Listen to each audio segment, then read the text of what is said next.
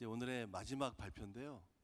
사실은 제가 전 세계 많은 스마트팜 농장을 다 다녀봤는데 가면 막 부럽기도 합니다. 그러면서도요, 늘 가슴에 남았던 게, 야, 우리만의 색깔이 있는 이런 스마트팜은 없을까? 이런 늘 생각을 했었는데요. 제가 드디어 찾았습니다. 우리 텔로팜의 이정원 교수, 또 서울대 교수도 하고 계시죠. 이분이 하고 있는 이 스마트팜은 과연 어떤 차별화된 스마트팜인지 한번 들어보도록 하겠습니다. 교수님 부탁드리겠습니다. So when I deliver the lecture, there's a rule enforced by school. If there's more than one international students, you must use English. So I'm going to use English today. So good afternoon, everyone. And my name is Jong-un Lee, the CEO of 텔로팜. And today I would like to share my thoughts and imaginations on new idea about agriculture with you. Well, do we need to produce more food to feed the whole population on Earth? The fact is that actually we are already producing twice more food than needed.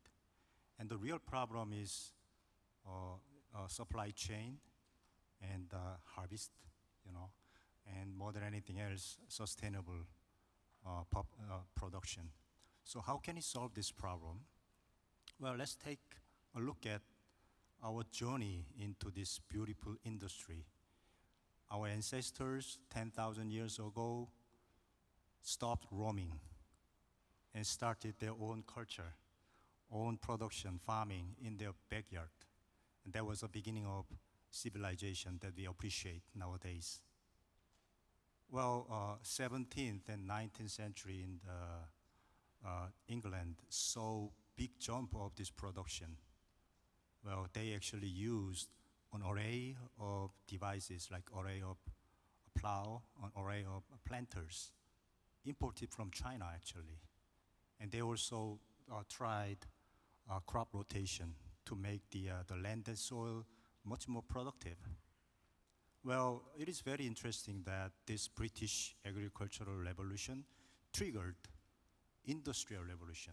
So this is the fact we need to memorize. Agricultural revolution triggered industrial revolution. During the 30s to 60s, a green revolution occurred, especially in the US and Mexico. They started using hybrid seeds, chemical fertilizers, and pesticides, and made a lot of things mechanized so that they can cover humongous area. Large farms actually showed up. And they actually resolved the problem of, they actually eradicated famine and poverty based on this big production. But the cost to pay was too high. Actually, they have to do monocropping.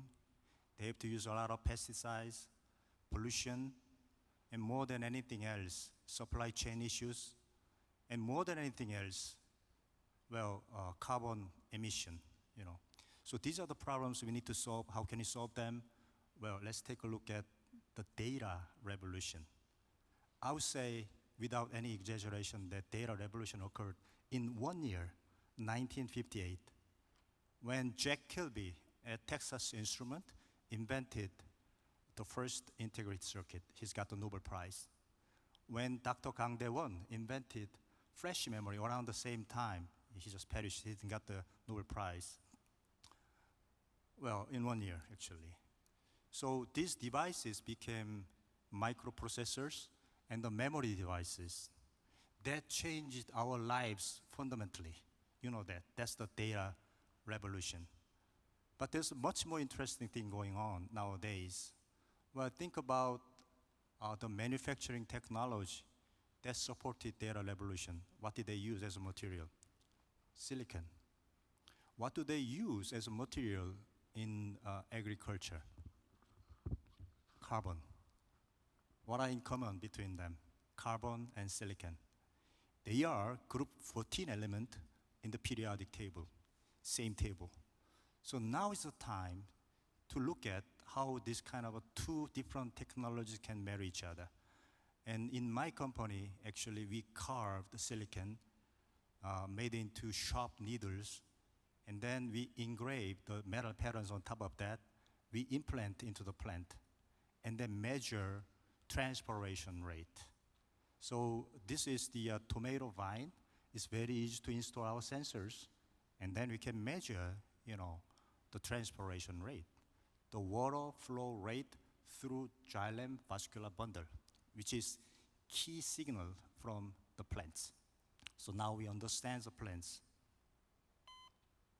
Let me ask you, what is this signal? What do you think? It looks like a EKG, right? It looks like a heartbeat, right? And the fact is, it is actually the signal from the plant. I intentionally used the fake sound to make it look like a heartbeat signal, EKG. But this is the sap flow rate. And I made it accelerated by 86,400 times to make 1 day in 1 second. So this is sunrise, this is sunset. As sunrise, sap flow goes up. As sunset, sap flow comes down, right? So this is what's happening here. Well, this sap flow rate has tight correlation with environment, such as weather. And it also tells us whether the plants need water, if our fertilizer is working well, if the plants are suffering from pests. So it has a lot of important information embedded in this data. So we are looking at plant-centered data using silicon semiconductor technology as of now. And after like 7-8 days, I cut this poor plant off, and then you see even the flatliner. So it tells us about all the stories. Plants are speaking to us. We can listen to it. Well, you can use this plant signal to actually adjust your irrigation precisely enough. And then you can even reduce this irrigation. We call this deficit irrigation, and we have a control over it so that you can actually make this plant feel high stress. When they are stressed out, well, they will produce, first of all, we can save the water. Save the water by more than 60% compared to any existing agricultural approaches. And the result is, you can actually produce very sweet fruit. In this case, it is the cherry tomato whose average sugar bricks is 13. What is 13 sugar bricks? This tomato is sweeter than sweetest strawberry. It's really one of a kind, But at the same time, because we use very small amount of water, there's no water we actually dump out. We can protect the environment. No fertilizer to dump out, And also, we use zero pesticide because the whole environment is very dry. Pests simply cannot live in this environment. So look, this is totally sustainable agriculture. We save the water, but additional benefit is actually high quality fruit and actually productivity as well, So what kind of crops did we cover? So many. Not just the tomato, or we cover sweet pepper, strawberries, and cucumber, and almond, even wine grapes, melons, a lot of things actually. So this leads to me into my imagination into the next revolution, and that resembles data revolution. At first, this x-axis is actually the time, and the y-axis is the number of internet hosts in the world. Obviously, the first number of internet hosts should be just 1. And then there should be a humongous computer, single computer in this room. But people learn that actually you have more flexible device, smaller device, then you can develop data much better, actually. That's why we developed personal computers in the 80s. And then now you have your own computers, actually. So you are the internet host. The number of internet hosts in the world is the same as number of population in the world, actually. We can follow the same path. Why do we just have to focus on this, a not very sustainable method of gigantic farming? Can we grow our own food from our backyard professionally, assisted by talking to plants, assisted by these semiconductor technologies, and we can do better in the future as well? Well, let me introduce the importance of this distributed farming one more time. This is serious business. It's not a hobby. It's not a pastime. You can grow your own food at very high efficiency, around the corner of your town in the backyard to feed your whole family and then sell more if you are lucky. So this whole system can be autonomous and then just run through our daily lives, you know. Well, finally, let me talk about sixth revolution. That's going to be space farming. You know, I heard a very exciting news this morning. Elon Musk actually launched a space mission that's called Polar Dawn mission for civil people for spacewalking. You know, congratulations, Elon, by the way. So actually, in Korea, we have a rocket technology, very economical, and we can launch thousands of rockets at very low cost. Thousands of rockets at very low cost into the orbit. And a few days ago, actually, the Space Agency of Korea announced exploration into L4, Lagrange point. This is a zero gravity point where they can build humongous structure. So obviously, this exploration will lead to colonization, actually, like any other exploration, you know. And we can build gigantic structure like this O'Neill cylinder there, you know, Stanford torus, 2 kilometers wide, rotating every minute to produce artificial gravity, like the gravity on Earth. And this is very small space. If you want to stay there, if you want to live up there, you have to do your own farming in the backyard of space. You have to survive there, you know. So this is what my company is doing. We are working day in and day out on this, you know, efficient farming, assisted by the silicon manufacturing process. And our ancestors believed that, you know, the farmers are the foundations of heaven and earth. And now is the time our country has the leading semiconductor technology that can actually assist future farming that lead to multi-planetary species eventually. Thank you very much. 감사합니다.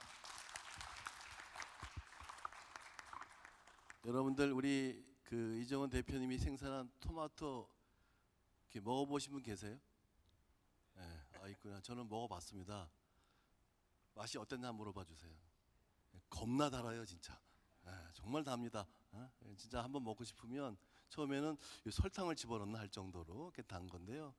그게 기술인데요. 제가 이 농업의 이런 반도체 기술을 접목시킨 이런 스마트팜은 제가 전 세계를 봐도 거의 없는 것 같아요. 교수님, 그 농업의 반도체를 어떻게 적용한 좀 쉽게 설명할 수 없을까요, 그걸? 여러분들의 스마트폰을 보시면 제일 중요한 게 마이크로 프로세서죠. 그게 2나노, 3나노, 메모리 2나노, 3나노 디벨롭돼서 여기까지 온 건데 의외로 여러분이 모르시는 게 그 안에 센서가 들어 있습니다. 그 센서는 전부 다 대부분 실리콘으로 만들어져 있고요. 여러분의 마이크로폰도 실리콘으로 만들어져 있습니다, 요즘은. 그리고 거기에는 회전을 감지하는 센서, 기압을 감지하는 센서 이런 것들이 옛날에는 한 100만 원 정도의 우리 커다란 탁자 정도의 볼륨에 들어갈 것들이 요즘은 저기 이영환 교수님 계신데 1달러에 그거보다 100배 더 성능이 높은 것들이 들어 있습니다. 그게 바로 실리콘 센서 기술입니다. 실리콘 센서 기술이 우리의 그 인바이러먼트를 스마트하게 바꾸는데 이렇게 일조를 해왔는데 당연히 농업에서도 실리콘 센서 기술이 지금부터 들어가야 될 시점이라고 생각합니다. 그 첫 번째 저희가 시도한 실리콘 센서 기술이 바로 식물의 혈압과 맥박을 재는 마이크로세플로 센서가 되겠습니다. 앞으로도 훨씬 더 많은 실리콘 센서 기술이 이 분야에 이바지할 것으로 생각합니다. 아마 이런 기술들은 식물을 뛰어넘어서 아마 동물에도 적용된다 그러면 더 확장성이 있을 것 같고요. 오늘 세 분 발표 잘 들었습니다. 여러분 세 분 발표 들으면서 느끼시는 게 없을까요? 저는 이 농업의 경쟁력이 바뀌고 있다는 생각이 듭니다. 과거에 우리가 농업의 경쟁력 얘기를 할 때는요, 야, 우리 농가는 어떤 장비를 갖고 있지, 어떤 시설을 갖고 있지, 어떤 기술을 갖고 있지, 이걸 뛰어넘어서요. 앞으로는 야, 우리는 어떤 인공지능 알고리즘을 갖고 있지, 더 나아가서 야 우리는 어떤 반도체 칩을 사용하고 있지 이렇게 바뀔 것 같거든요. 그런 차원에서 저는 앞으로 한국 농업이 그야말로 개척자가 될 것이냐 아니면 그냥 파수꾼이 될 것이냐 우리의 선택이 아닌가 싶어서요. 또 한번 열심히 노력해 봐야 될 것 같습니다. 감사합니다. 네, 고맙습니다. 네, 고맙습니다. 저희 다시 한번 또 차장 민승규 석좌 교수님 그리고 패널로 함께해 주신 도브페트만 CFO 강현준 대표님, 이정훈 대표님께 큰 박수 부탁드리겠습니다. 고맙습니다. 자, 이것으로 1부 기술 기반 농업 어디까지 왔나 마무리하도록 하겠습니다.